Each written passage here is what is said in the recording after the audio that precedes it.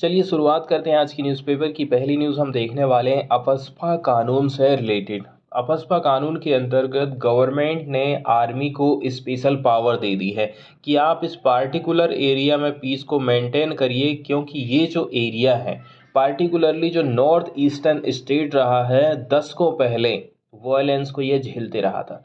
अब सरकार चाहती है कि यहाँ पर शांति आना चाहिए, इसलिए उसने यहाँ पर क्या लागू कर दी, अफस्पा कानून लागू कर दी। अफस्पा कानून के अंतर्गत आर्मी को स्पेशल पावर हो गई है कि वो 5 व्यक्ति की गैदरिंग को रोक सकता है। कह सकता है कि आप 5 से ज़्यादा लोग इकट्ठे नहीं हो सकते।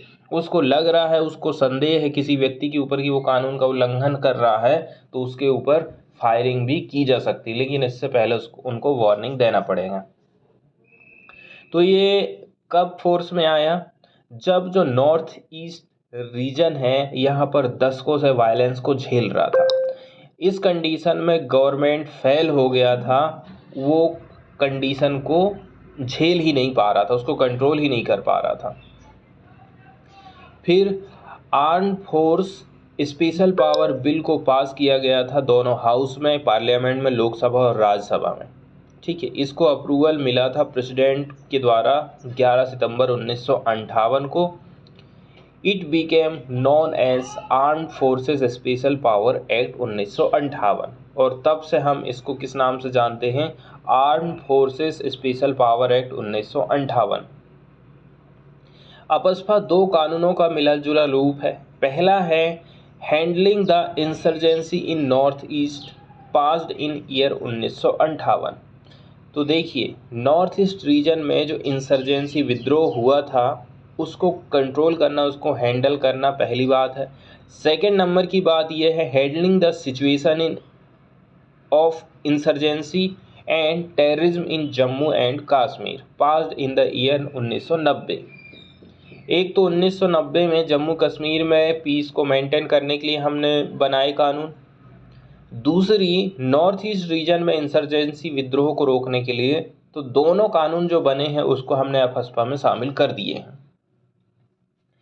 Since inception these laws are controversial in the nature, लेकिन शुरू से ही आप देखोगे ये वाद विवाद में घिरे ही रहे हैं। As both laws are more और less same, so they are collectively called AFSPA. अब चूंकि लगभग हमें ऐसा लगता है कि दोनों ही कानून एक से हैं, इसलिए हमने इनको कलेक्टिवली कह दिए हैं क्या, अफस्पा कानून। तो देखिए, आखिर हमें अफस्पा कानून की ज़रूरत क्यों पड़ी। नॉर्मल जो सीआरपीसी और जो आईपीसी प्रोविज़न है ना, वो इतने योग्य नहीं थे कि वो एड्रेस कर सके इस प्रकार के वायलेंस सिचुएशंस को, जैसे कि इंसर्जेंसी और टेररिस्ट एक्टिविटी को। डिस्टर्ब एरिया किसको हम बोलेंगे, एक ऐसा एरिया, ठीक है, उसको हम डिस्टर्ब कहेंगे बाय रीजन ऑफ डिफरेंसेस और dispute between member of different religious, racial, language और रीजनल ग्रुप्स और कास्ट और कम्युनिटी। दो जाति के लोग लड़ रहे हैं, दो धर्मों के लोग लड़ रहे हैं, और लड़ने की कंडीशन ऐसी हो गई है कि पुलिस कंट्रोल नहीं कर पा रही, राज्य कंट्रोल नहीं कर पा रहा है, उस एरिया को हम डिस्टर्ब एरिया घोषित कर देंगे। This is for the time being declared by notification under the section 3 of AFSPA Act to be disturbed। अब हम बात कर लेते हैं पावर को लेकर के। ठीक है, तो जो गवर्नर होता है स्टेट का, या फिर जो एडमिनिस्ट्रेटर रहेगा किसी भी यूनियन टेरिटरी का, ठीक है, by the central government can declare areas as disturb areas. तो किसके पास पावर है डिस्टर्ब एरिया को घोषित करने की, गवर्नर के पास में और एडमिनिस्ट्रेटर के पास में। तो कुछ पार्टिकुलर एरिया को डिस्टर्ब एरिया घोषित कर सकता है, या फिर होल स्टेट को भी। After that the armed forces is used to aid the civil power. कुल मिलाकर के जो सिविल पावर है उसकी सहायता के लिए ऐसा किया जाता है। कौन कौन सी पावर दी गई है तो हम जान ही चुके हैं कि वो लोग ओपन में फायरिंग कर सकते हैं, 5 लोगों की गैदरिंग को रोक सकते हैं, ठीक है, किसी घर के छापेमारी कर सकते हैं बिना किसी वारंट के, और डिस्ट्रॉय कर सकते हैं एनी आर्म्स डंप और destroying the fortified position and shelter. उसको लग रहा है कि यहाँ असला बारूद हो सकता है, उसको वो लोग डिस्ट्रॉय कर सकते हैं। आज के टाइम में बताया जाता है कि अपस्फा काम में है 5 स्टेट में, नॉर्थ ईस्ट रीजन में, part of the Arunachal Pradesh, ठीक है, असम, मणिपुर, मिजोरम, नागालैंड एंड जम्मू एंड कश्मीर। अब हम बात कर लेते हैं न्यूज़ की कि न्यूज़ में क्या क्या चीज़ें बताई जाती हैं। तो देखिए, राज्य सरकारें हमेशा से ही इस कानून से परेशान रहती हैं, पार्टिकुलर वहाँ के लोग सरकार से ज़्यादा परेशान लोग रहते हैं। हमेशा से वहाँ की जनता चाहती है कि कब हम इस कानून से निजात पाने वाले हैं, क्योंकि आर्मी के ऊपर में कई प्रकार के आरोप लगाए जाते हैं कि आर्मी इस कानून का मिसयूज़ करती है। हाल ही में एक घटना घटित हुई थी जिसमें आर्मी ने जो लेबरों से भरी हुई गाड़ी थी उसके ऊपर गोलियां चला दी थी और निर्दोष व्यक्ति मारे गए थे। इस प्रकार की जो घटनाएं हैं ना, वो बताती हैं कि आर्मी कभी कभी शक के आधार पर गलत काम भी कर देती है। इसलिए चाहते हैं वहाँ के लोग कि इस कानून को यहाँ से हमें हटाना पड़ेगा। The uncertainty around the culmination of Naga peace process is one of the reason that lead to AFSPA being retained in some part of the Assam। देखिए, जो नागा पीस प्रोसेस है ना, वो अभी पूरी नहीं हो पाई है। इसके चलते चलते ही अफस्पा को हटाया नहीं गया, क्योंकि जब तक कि नागा पीस पर कोई समझौता नहीं हो जाएगा, यदि समझौता नहीं हो पाता है और सरकार अफस्पा को हटा लेती है तो फिर से इंसर्जेंसी उत्पन्न हो जाएगी। इसलिए सरकार सबसे पहले नागा पीस समझौता चाहती है। कहाँ कहाँ पर अभी लागू AFSPA? Assam, Manipur, Nagaland, Arunachal Pradesh for another 6 month according to the government official. इसलिए अभी आने वाले 6 महीना और भी ये कानून कंटिन्यू रहने वाला है। तो 1 अप्रैल यूनियन होम मिनिस्ट्री और स्टेट गवर्नमेंट ने रिड्यूस कर दिया था disturb areas in Assam, Manipur and Nagaland. 1 अप्रैल से आप यदि देखोगे तो असम, मणिपुर और नागालैंड के कुछ कुछ एरिया में जो डिस्टर्ब एरिया घोषित किए गए थे उनको सरकार ने कम कर दी है। बताया जा रहा है अफस्पा आज के टाइम में कहाँ कहाँ पर लगा हुआ है, नागालैंड और असम में। कब तक? 31 मार्च तक ये लागू रहेगा। तो इसमें जो सेक्शन 3 है इस एक्ट में, स्टेट गवर्नमेंट और जो मिनिस्ट्री हैव कंकरेंट पावर, ठीक है, कंकरेंट पावर मतलब बराबर पावर है to notify areas under AFSPA. वहीं हम असम की बात करें तो मिनिस्ट्री इशू कर रही थी डिस्टर्ब एरियाज अंडर टिल 2017। तो देखिए 2017 से क्या हुआ, मिनिस्ट्री ने जब से यहाँ पर अफस्पा कानून लगाई थी असम के कुछ एरिया में, टाइम टाइम पर असम रिपोर्ट करते जाता है कि भाई इतनी प्रोग्रेस हुई है, यहाँ पर शांति आ गई, अब यहाँ से हम हटा सकते हैं। इस प्रकार की जानकारी मिनिस्ट्री ऑफ होम अफेयर्स को भेजते रहता है असम, ठीक है। तो 30 सितंबर मिनिस्ट्री ऑफ होम अफेयर ने एक्सटेंड कर दी थी अफस्पा को, कहाँ पर? नागालैंड और अरुणाचल प्रदेश में आने वाले 6 महीना के लिए। ये जो कानून है ये बहुत बड़ी पावर प्रोवाइड कर देता है, अनब्रिडल्ड पावर दे देता है, निरंकुश उनको बना देता है जिसके ऊपर आप अंकुश ही नहीं रख सकते, कंट्रोल ही नहीं कर सकते। किनको? आर्मी के व्यक्तियों को, कि वो मार सकते हैं किसी भी व्यक्ति को acting in contravention of the law. कहीं लग रहा है कि लॉ का उल्लंघन कर रहा है वो व्यक्ति, तो वो जान से भी मार सकते हैं। अरेस्ट एंड सर्च ऑपरेशन चला सकते हैं किसी की भी प्रीमाइसिस में, घर में, without A warrant and protection from prosecution and legal suit without the central government section. इसमें ये कहा जा रहा है कि देखिए यदि आर्मी ने ऐसा करी है तो उसके ऊपर आप किसी भी प्रकार का प्रोसिक्यूशन नहीं होगा, उसके ऊपर कोर्ट में मुकदमा नहीं चलेगा, लीगल एक्शन नहीं लिया जा सकता विथआउट सेंट्रल गवर्नमेंट सैंक्शन। इसके लिए भी सेंट्रल गवर्नमेंट की क्या चाहिए? मंजूरी चाहिए, तब जाके उसके ऊपर केस चलने वाला है। इसके बाद वाली सेकंड न्यूज़ हम देखने वाले हैं स्वीडिश साइंटिस्ट से संबंधित। स्वीडन के ये वैज्ञानिक हैं, इनको मेडिसिन के सेक्टर में नोबेल पुरस्कार मिला है for work on human evolution, मानव की उत्पत्ति के ऊपर इन्होंने काम किया था। इसी के चलते चलते मेडिसिन नोबल इनको प्रोवाइड किया गया है। स्वीडिश साइंटिस्ट स्वेंते पाबो, इन्होंने जीत लिया है नोबल प्राइज मेडिसिन के सेक्टर में मंडे के दिन for his discoveries on human evolution. Human evolution के ऊपर इन्होंने कुछ डिस्कवरी करी थी, जिससे हमें पता चला है कुछ की insight into our immune system, हमारे इम्यून सिस्टम के बारे में कुछ जानकारी मिलती है। And what makes us unique compared with our extinct cousin, हम ऐसे हैं और हमारे पूर्वज कैसे थे, कैसे करके हम उनसे अलग हैं, इस प्रकार की जानकारी यहाँ से हमको प्राप्त होती है।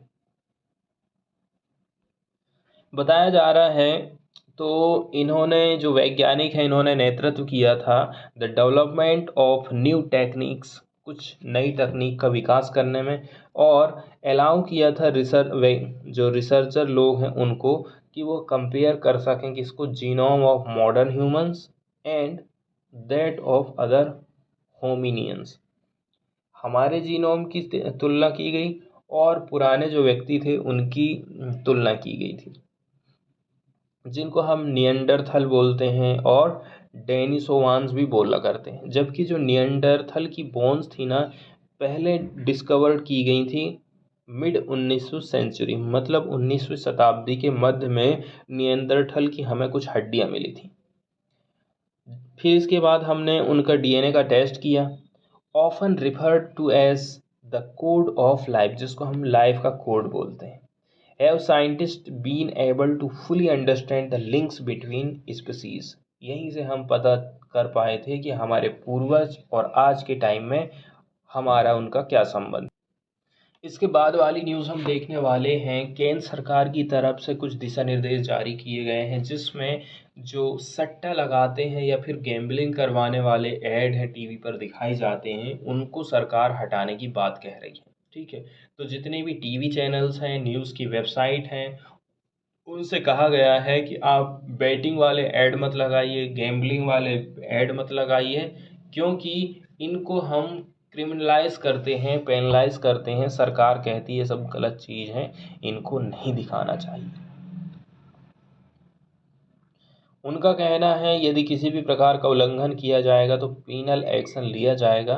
द मिनिस्ट्री का कहना है despite its advisory dated 13 June 2022, some online offshore betting platforms had started using news website as surrogate product to advertise on TV channel. ठीक है, तो ये क्या काम करते हैं, अपना ज़्यादा से ज़्यादा प्रचार प्रसार करने के लिए चैनलों में अपना विज्ञापन करवाते हैं, जो कि अब चूंकि यहाँ पर बताया जा रहा है बैटिंग और जो गैम्बलिंग है हमारे देश में इलीगल मानी जाती है, एंड देयरफॉर उसका advertisement of betting platform could not be shown, इसीलिए उसका ऐड भी हम नहीं दिखने देंगे। एडिटोरियल की यदि हम बात करें तो एबॉर्शन के अधिकारों से संबंधित सुप्रीम कोर्ट ने हाल ही में जो सुनवाई करी है उसके ऊपर आर्टिकल लिखा गया है, तो 5 जो प्रमुख बिंदु थे सुप्रीम कोर्ट के, उनको यहाँ पर मेन फोकस किया गया है कि सुप्रीम कोर्ट ने कौन कौन से 5 प्रमुख बिंदुओं को शामिल करा था। पहले नंबर की जो बात थी, एक अविवाहित स्त्री है लेकिन वो लाइव इन रिलेशनशिप में रह रही थी, ठीक है, उसको हाई कोर्ट ने मना कर दिया था। उसने कहा था कि आप 24 महीने तक का जो है गर्भपात आप नहीं करवा सकते हैं, ये सुविधाएं केवल महिलाओं को प्रोवाइड करी गई थी। ठीक है, नॉर्मल कंडीशन में 20 हफ्ता रहता है। तो अब इसका जो गर्भ था वो 24 हफ्ते का हो गया था।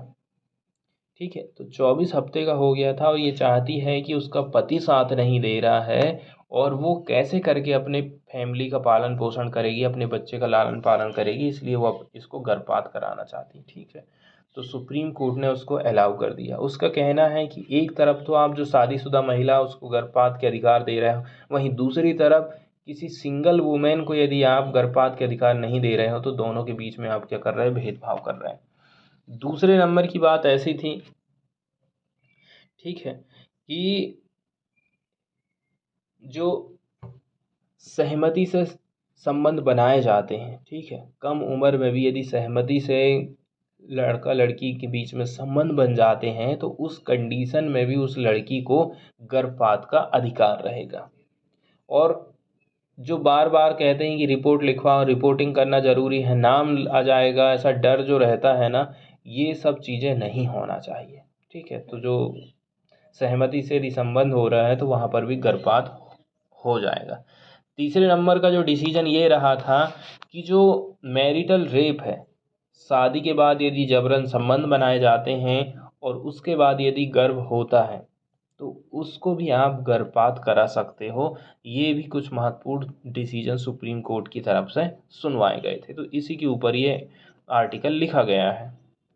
कुछ कुछ जो प्रावधान किए गए हैं एमटीपी एक्ट के अंतर्गत, उनको हम समझने की कोशिश करते हैं। तो देखिए, इस कानून के अंतर्गत जैसे कि कुछ गर्भ निरोधक उपाय थे, उन उपायों के फेल हो जाने के चलते चलते यदि कोई महिला गर्भवती हो जाती है, यदि उसका गर्भ 20 सप्ताह तक है, तो उसको गर्भपात करा सकती है। ये विधेयक अविवाहित महिलाओं को भी गर्भ निरोधक विधि या डिवाइस की विफलता के कारण गर्भावस्था को समाप्त करने की अनुमति देता है। ठीक है, गर्भपात करवाना है तो इसके लिए चिकित्सकों की राय लेना जरूरी कर दिया गया है। गर्भधारण से 20 हफ्ते तक के गर्भ की समाप्ति के लिए एक रजिस्टर्ड डॉक्टर की राय जरूरी है।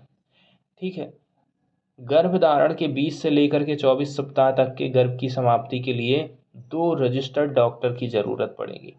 ठीक है, और यदि लग रहा है कि बच्चे में कुछ असामान्यता है, इस मामले में 24 सप्ताह के बाद भी आप गर्भपात करा सकते हैं। इसके लिए स्टेट लेवल मेडिकल बोर्ड की राय लेना ज़्यादा ज़रूरी कर दिया गया है। तो इस प्रकार से टर्म और कंडीशन आप देख रहे हैं। यदि 20 सप्ताह तक का गर्भ है तो 1 डॉक्टर, 20 से 24 हुआ तो 2 डॉक्टर, और 24 सप्ताह से ज़्यादा का यदि हम चाहिए तो स्टेट लेवल का जो मेडिकल बोर्ड रहे बैठेगा, वो बताएगा कि गर्भपात कराना है या नहीं कराना है। कुछ स्पेशल कैटेगरी बताई गई थी। ठीक है, जैसे कि किसी महिला के साथ दुष्कर्म हो जाता है, अनाचार से पीड़ित महिला और अन्य कमज़ोर महिला, जैसे कि कोई दिव्यांग महिला है, नाबालिग है, इनके लिए गर्भकाल गर्भावधि की सीमा को 20 से लेकर के 24 सप्ताह करने का प्रावधान किया गया था। इसके अलावा इसमें गोपनीयता की बात भी कही गई है। तो गर्भपात करने वाली किसी महिला का नाम, अन्य विवरण वर्तमान कानून में अधिकृत व्यक्ति को छोड़कर किसी भी के समक्ष प्रकट नहीं किया जाएगा। इसके बाद वाला जो आर्टिकल है हमारा, वो जल जीवन मिशन से रिलेटेड है। ठीक है, तो हाल ही में भी हमने जल जीवन मिशन के बारे में डिस्कशन किया था, आज हम एडिटोरियल को देख रहे हैं। तो इसमें बताया जा रहा है जल जीवन मिशन के अंतर्गत जो हमने इंफ्रास्ट्रक्चर खड़ा करे हैं, तो वो ऐसा नहीं है कि 2-4 दिन के लिए है, वो लॉन्ग लास्टिंग होना चाहिए, ऐसा इसमें बताया जाता है। तो नरेंद्र मोदी के द्वारा जो एक बहुत ही महत्वपूर्ण सिग्निफिकेंट कमिटमेंट किया गया था, वो था घरों तक नल से जल पहुंचाना। ठीक है, पाइप के माध्यम से नल से जल स्कीम लाए थे केंद्र सरकार के द्वारा, तो उसी के ऊपर ये लिखा गया है। 2024 तक सरकार का कहना था हम हर गांव में, हर ग्रामीण क्षेत्र में, हर घर तक नल से जल पहुंचाने वाले हैं। तो जल जीवन मिशन के अंतर्गत, ठीक है, जो कि आता है किसके अंतर्गत, department of drinking water and sanitization, 10.2 crore rural household या फिर 53% of the eligible people now have tap water access. तो आज के टाइम में कहाँ तक पहुँच पाई है स्कीम, 10.2 करोड़ हाउस होल्ड इसमें शामिल हैं और 53% जो है हिस्सा हम इसमें कवर कर चुके हैं जहाँ पर टैप वाटर लगाया गया। गवर्नमेंट का क्लेम है कि 37% की वृद्धि हुई है 2019 से हमारे काम में। जब हमने इस स्कीम को अनाउंस करे थे, where it's stated aim is to ensure at least 55 litre per person. इसके अंतर्गत 55 लीटर पानी पर पर्सन पर डे अवेलेबल हम कराएंगे पोर्टेबल वाटर के माध्यम से रूरल हाउस होल्ड को।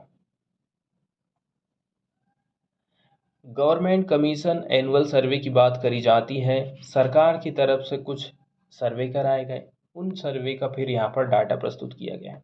एक हाल ही में ऑडिट आई है एक प्राइवेट एजेंसी के द्वारा, जिसमें ये पता चला है कि 62% जो ग्रामीण घर हैं हमारे देश में, यहाँ पर पूरी तरह से फंक्शनल टैप वाटर पहुँचाया जा चुका है उनके घरों में। एक और रिपोर्ट आई है parliamentary standing committee on water resources March के महीना में, based on numbers provided by the nodal Jal Shakti ministry. उसमें बताया गया है कि 66% घरों को पूरी तरह से फंक्शनल टैप वाटर कनेक्शन हम लगा दिए हैं। तो ये काफ़ी इम्पोर्टेंट हो जाता है ये चीज़ नोट करना, इस सर्वे का पर्पस क्या रहा। तो बताया जा रहा है केवल 3% ग्रामीण जो घर थे उनका सर्वे किया गया था इस एजेंसी के द्वारा।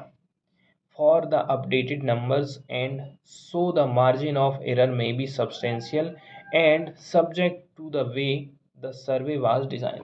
अब देखिए इसमें बहुत ज़्यादा लोगों को शामिल नहीं किया गया है, तो हो सकता है कि इसमें ज़्यादा उतनी हमें एरर दिखाई ना दे। लेकिन यदि हम ये कहें कि ये जो सर्वे आया एकदम एक्यूरेट है, तो ये रिप्रेजेंट कर रहा है एक impressive rise in portable tap water accessibility. इसका मतलब ये है हर घर तक पानी पहुंच जा रहा है। लेकिन हमें कुछ कुछ डिस्पैरिटीज भी दिखाई दे रही हैं, असमानताएं भी दिखाई दे रही हैं इस अचीवमेंट में। तमिलनाडु, हिमाचल प्रदेश, गोवा, पुदुचेरी, यहाँ पर 80% काम हो चुका है। वहीं यदि हम देखें राजस्थान, केरल, मणिपुर, त्रिपुरा, मध्य प्रदेश, मिजोरम और सिक्किम, यहाँ पर 50% ही काम हो पाया है। 80% काम कहाँ पर हो गया है? तमिलनाडु, हिमाचल प्रदेश, गोवा और पुदुचेरी में हुआ है।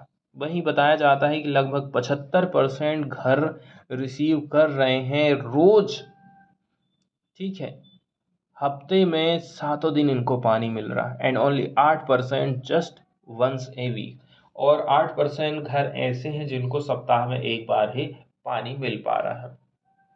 इसका मतलब ये हो गया जो ग्रामीण घर हैं उनको हम डेली 3 घंटा एवरेज नल चला करके पानी प्रोवाइड कर रहे हैं।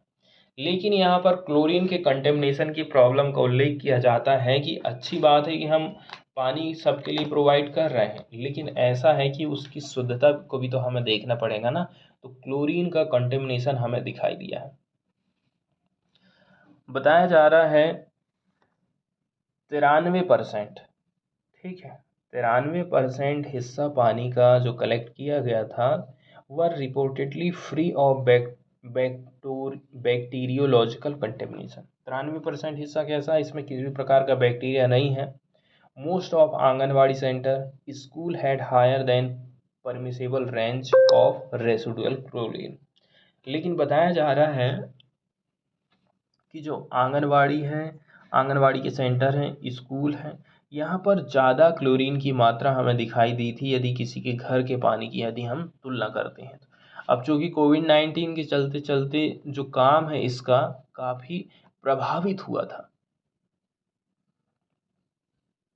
और सबसे लास्ट में एक बात कही जाती है कि देखिए, चूँकि ये केंद्र सरकार की योजना है, केंद्र सरकार इसमें पैसा खर्चा कर रही है, ठीक है, कहीं पर इसका अनुपात जैसे 90 और 10 का रहेगा, कहीं पर 50-50 का अनुपात रहेगा।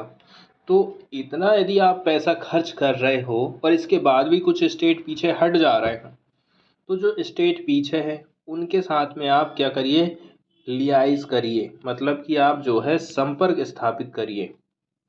यहाँ एक वर्ड यूज़ किया गया है लियाइज।